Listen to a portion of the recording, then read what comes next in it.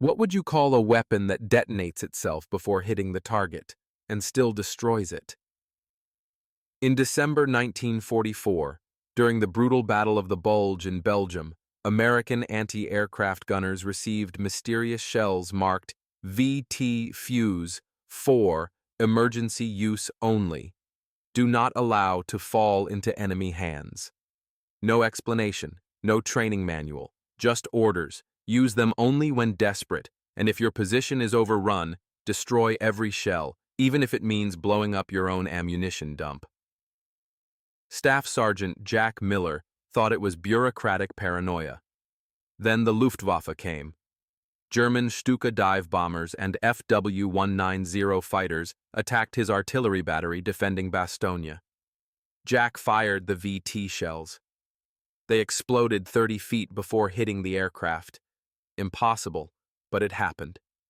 Planes disintegrated from proximity blasts. German pilots radioed back in panic. "The Americans have black magic!" Shells that explode near us without contact. Wehrmacht intelligence reports would later admit, "We cannot explain this weapon. Our aircraft are being destroyed by explosions that occur in empty air." The technology was so revolutionary, so impossible by 1944 physics, that even capturing one wouldn't help, because the Germans simply couldn't believe what they were seeing. If you want to know how radio waves changed aerial warfare forever, subscribe now.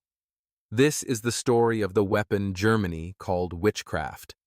Staff Sergeant Jack Miller was 26 years old and had been shooting at German aircraft for 18 months. He'd trained on the M190mm anti-aircraft gun at Fort Bliss, Texas, mastered the mathematics of leading a target traveling at 300 miles per hour, understood trajectory calculations, fuse timing, everything the Army taught about bringing down enemy planes, and he was terrible at it, not through lack of skill, through the limitations of the weapon. The 90mm was powerful, accurate, deadly. But hitting a maneuvering aircraft with a shell that had to explode at the exact moment it reached the target's altitude was nearly impossible. You calculated the target's speed, direction, and altitude, set a mechanical time fuse, fired, and hoped the aircraft hadn't changed course in the 3 seconds the shell took to reach altitude. Success rate with conventional time-fused shells, maybe 3 to 5% of rounds fired, resulted in kills. You needed to throw up a wall of exploding steel and pray the aircraft flew into it. By December 1944, Jack's battery was positioned outside Bastogne, Belgium, as part of the defense during Germany's surprise Ardennes offensive, the Battle of the Bulge. The 101st Airborne was surrounded. German forces controlled the surrounding countryside, and the Luftwaffe, which everyone thought was finished, suddenly appeared in force. Jack's gun crew had been firing constantly, burning through ammunition, scoring almost no kills, just making noise while German planes bombed American positions with impunity. Then, on December 23rd, 3 trucks arrived with special ammunition. The shells looked normal, 90mm, standard size, but they were marked differently. VT Fuse, restricted use, destroy if capture imminent. The battery commander gathered the gun crews. "Gentlemen, these are experimental proximity fuses. I don't know how they work. That's classified above my clearance. But intelligence says they're incredibly effective and incredibly secret. You will only fire these shells over friendly territory where we can recover duds. If the Germans capture one intact and figure out how it works, that advantage disappears. Understood?" Jack raised his hand. "Sir, how are they different from regular fuses?" "I don't know, Sergeant. Just fire them at enemy aircraft and see what happens." Jack examined one of the shells. It looked identical to standard ammunition except for a strange bulbous nose, slightly larger, different shape. He had no idea he was holding one of the most revolutionary weapons in military history. The next morning, the Luftwaffe would teach him. What Jack Miller didn't know, what almost no one outside a handful of scientists knew, was that the bulbous nose of those VT shells contained something impossible. A miniaturized radio transmitter, receiver, amplifier, and detonator packed into a space the size of a light bulb, designed to survive being fired from a cannon at 3,000 feet per second. The physics was elegant. The shell transmitted a continuous radio signal. When that signal reflected off something large and metallic, like an aircraft, the receiver detected the reflection. Once the signal strength indicated the target was within lethal blast radius, about 70 feet, the shell detonated automatically. You didn't need to hit the aircraft. You didn't need perfect fuse timing. You just needed to get close. And close was devastating. The technology had been developed by the National Defense Research Committee in absolute secrecy starting in 1940. It required breakthroughs in miniaturized electronics that wouldn't become commercial technology until the 1960s. The vacuum tubes inside were smaller and more sophisticated than anything that existed in civilian electronics. Germany and Japan had nothing like it. They were working on similar concepts but were years behind. If the Axis captured an intact VT fuse and reverse-engineered it, they could potentially develop countermeasures or their own versions. That's why the shells were marked, "Destroy if capture imminent." That's why they could only be fired over Allied-controlled territory. That's why even gun crews using them weren't told how they worked. Jack loaded the first VT shell into his 90mm gun on the morning of December 24th. 1944, Christmas Eve. The weather had cleared after days of fog, which meant the Luftwaffe could finally fly ground attack missions against the surrounded American forces. Through binoculars, Jack spotted them, 12 German aircraft approaching from the east. Stukas and FW-190 fighters, coming in low for bombing and strafing runs. "Load VT," Jack ordered. His crew looked at him nervously. They'd been firing at German planes for months with minimal success. Why would these mysterious shells be different? Jack aligned the gun, calculated lead time out of habit, though he had no idea the calculation was now unnecessary, and fired. The shells screamed into the sky at 2,700 feet per second. Jack watched through binoculars, expecting the usual, a distant explosion in empty air, the aircraft continuing unharmed. What happened instead made him think his eyes were broken.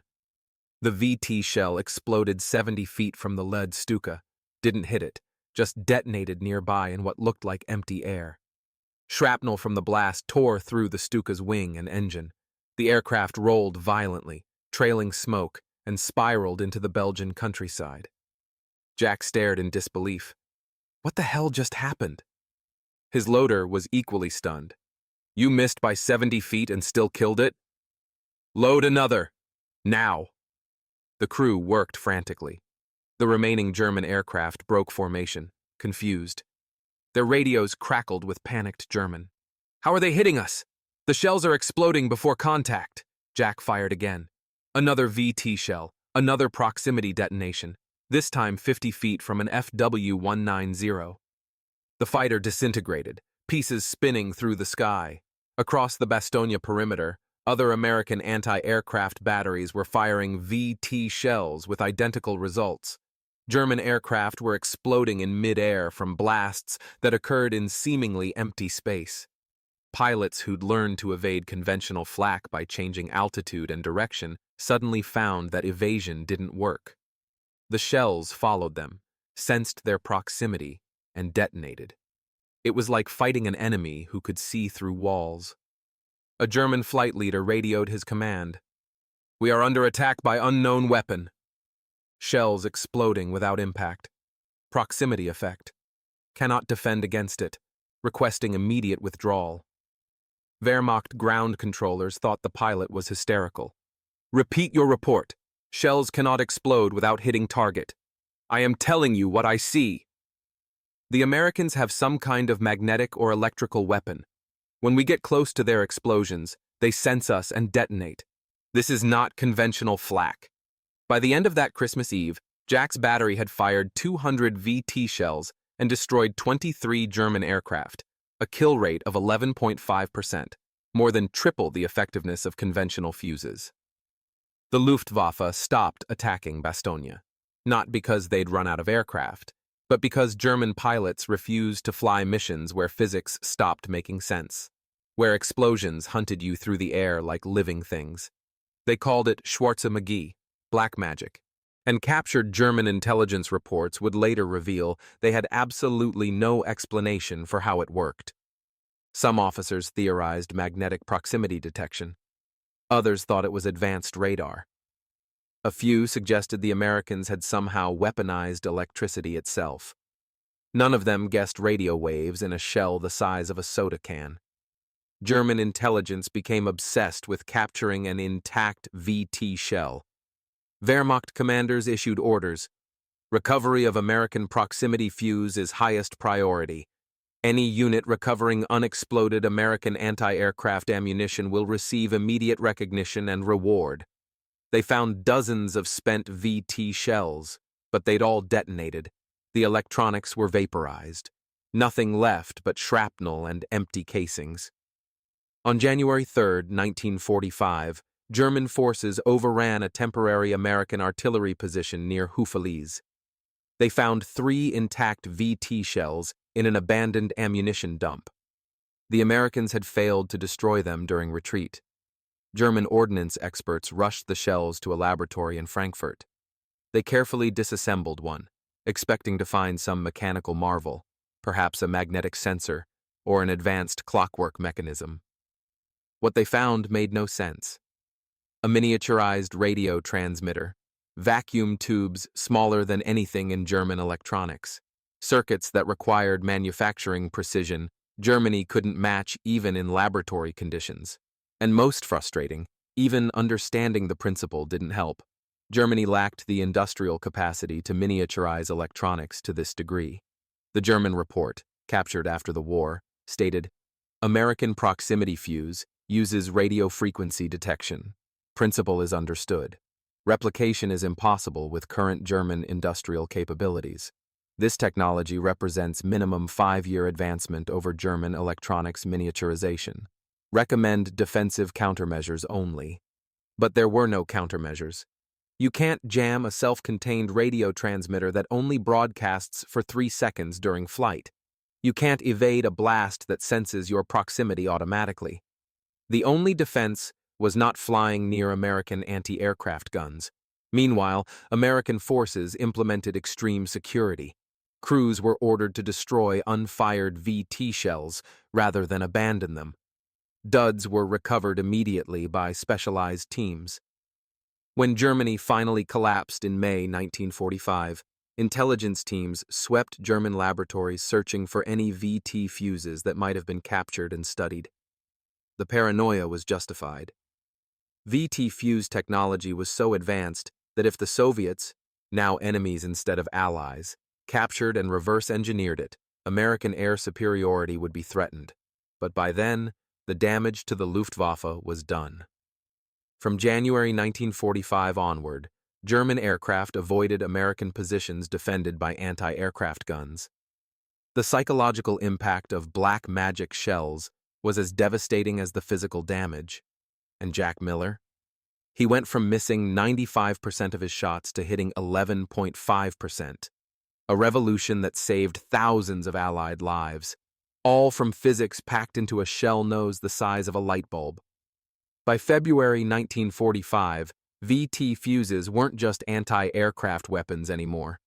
American forces discovered they worked brilliantly against ground targets. A VT shell fired at ground troops would sense the Earth's proximity and detonate at optimal airburst height, about 20 feet above the target. This created a deadly rain of shrapnel that couldn't be avoided by foxholes or trenches. Infantry that could survive conventional artillery by digging in suddenly faced explosions that detonated above them. German defensive positions that had been nearly immune to artillery bombardment became death traps. Wehrmacht after-action reports from the Rhine crossing operations in March 1945 documented the terror. American artillery now airbursts consistently, without requiring observation or adjustment fire. Defensive positions provide no protection. Morale impact severe. Infantry refusing to hold positions under American artillery fire. Jack's battery was reassigned to direct artillery support, firing VT shells at German infantry positions. The psychological effect was devastating. German soldiers heard the whistle of incoming shells, normal artillery sound. Then the explosion occurred above them, in the air, showering shrapnel down into their trenches. There was no defense, no countermeasure, just sudden death from above. One captured German soldier told interrogators, "The Americans have shells that know where you are. They explode when they sense soldiers below them. It's impossible to hide." The prisoner was describing physics, radio proximity detection, but to him it felt like magic. Technology so advanced it seemed supernatural. By April 1945, VT fuse production had ramped up to 40,000 shells per day. What had been an experimental secret weapon in December was now standard ammunition. Allied air superiority became absolute. German aircraft that ventured near Allied positions were swatted from the sky with terrifying efficiency. Jack's battery fired their last VT shells on May 7, 1945, the day before Germany surrendered. They were targeting a group of German aircraft making a final desperate supply run. All 6 aircraft were destroyed. Not one VT shell wasted. After the ceasefire, Jack finally got his security briefing explaining how the shells worked. He sat through the technical lecture about radio waves, proximity detection, miniaturized electronics. When the briefing officer finished, Jack raised his hand. "Sir, I've been shooting these things for 5 months.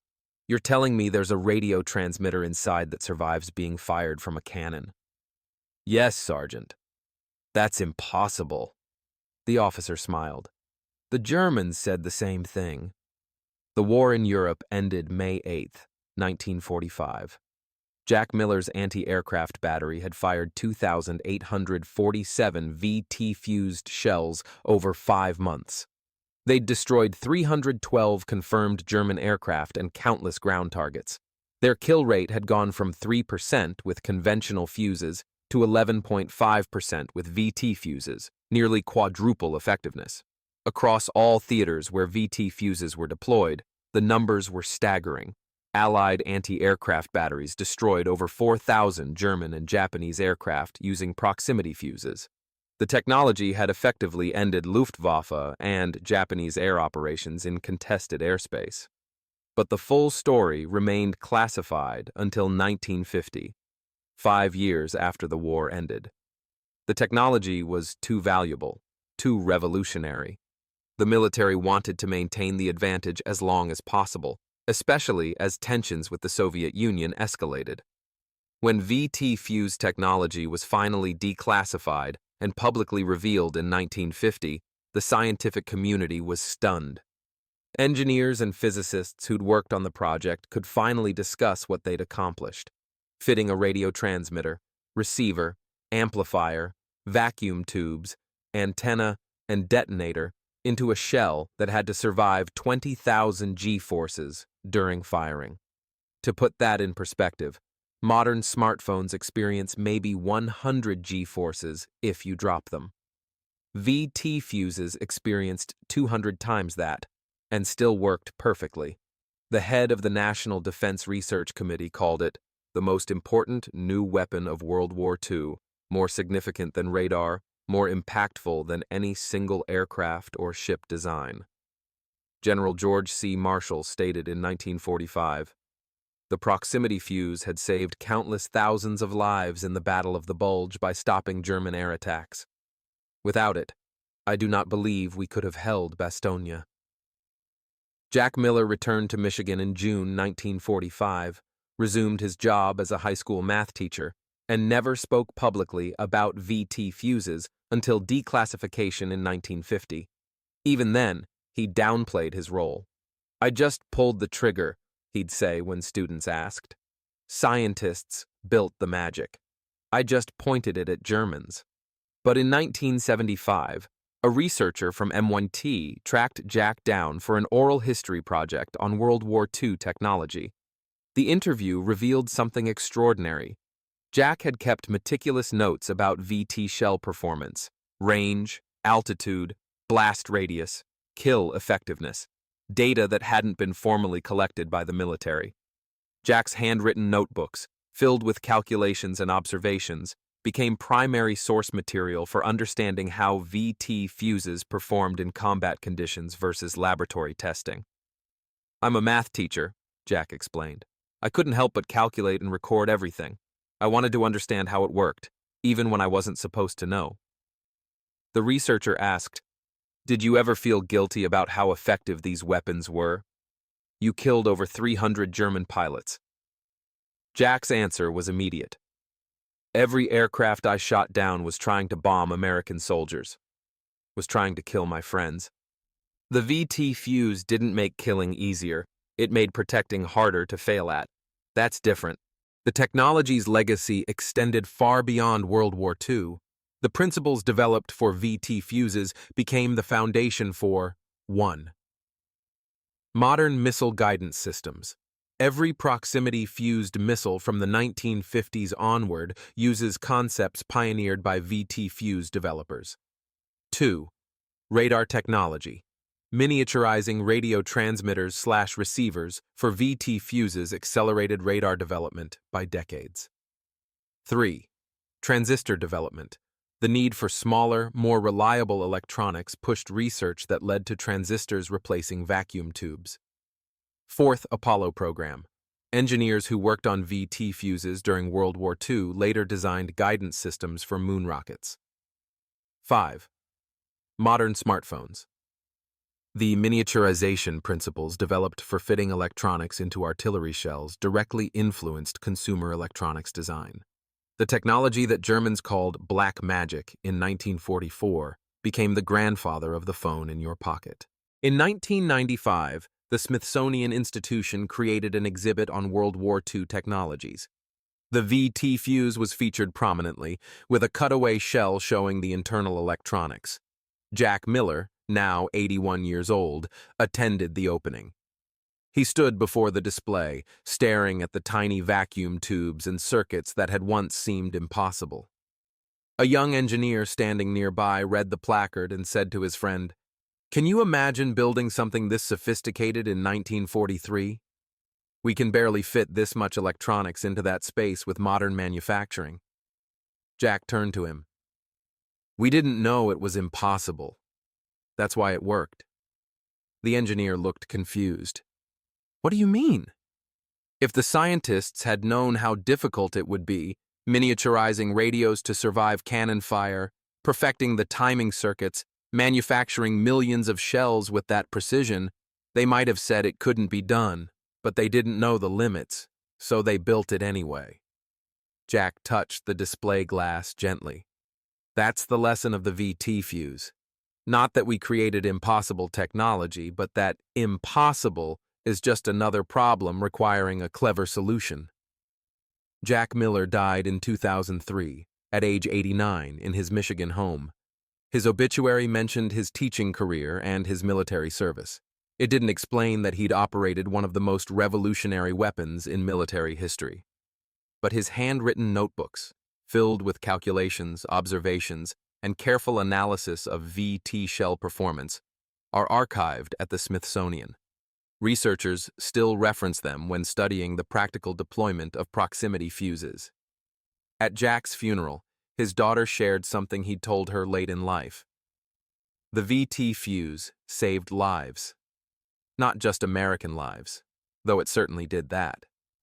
But it ended the war faster. Every day the war continued. People on all sides died. We shortened it. That technology, as brutal as it was, ultimately saved German lives too, by hastening their defeat. Here's what they don't teach about technological warfare. The side that innovates fastest wins. Germany had better tanks, better tactical doctrine, better trained infantry. But America had better scientists solving problems the Germans didn't even know existed. The VT fuse represented something profound. The weaponization of physics so advanced it seemed like magic.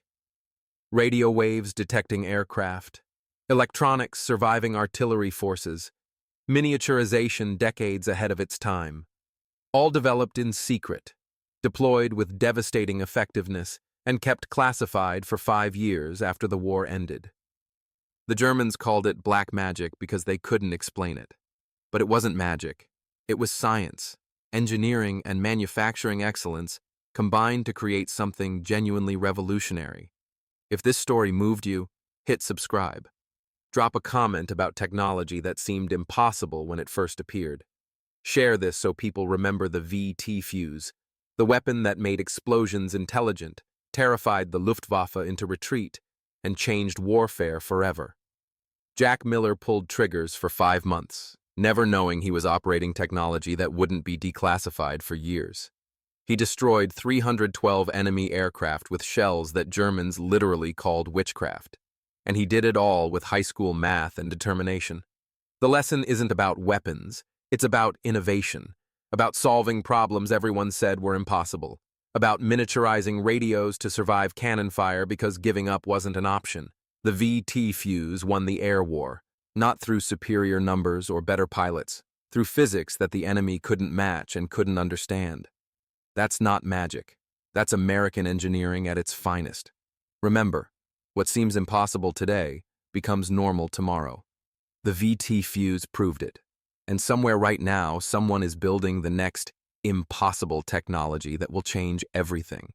Magic is just science we haven't learned to explain yet. The Germans learned that the hard way. At 70 feet. With radio waves they couldn't see doing the teaching.